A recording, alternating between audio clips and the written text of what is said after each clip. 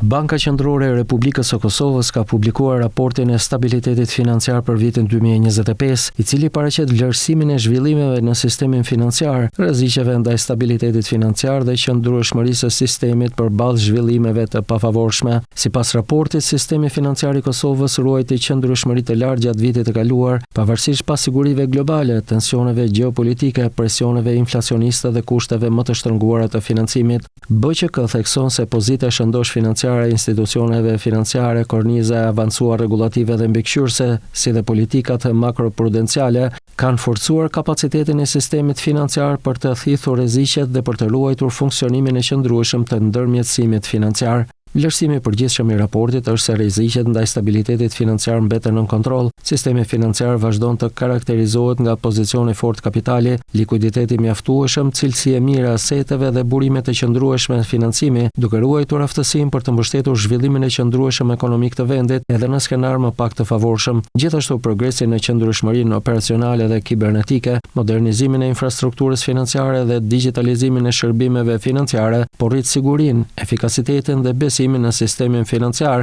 thuhet në njoftimin e Bankës Qendrore të Kosovës. Ky institucion thekson se do të vazhdojë të zbatojë politika të kujdesshme mbikëqyrëse dhe makroprudenciale në harmoni me standardet europiane dhe ndërkombëtare për identifikimin e kohë të rreziqeve dhe ruajtjen e stabilitetit financiar, duke kontribuar në krijimin e kushteve për rritje të qëndrueshme ekonomike.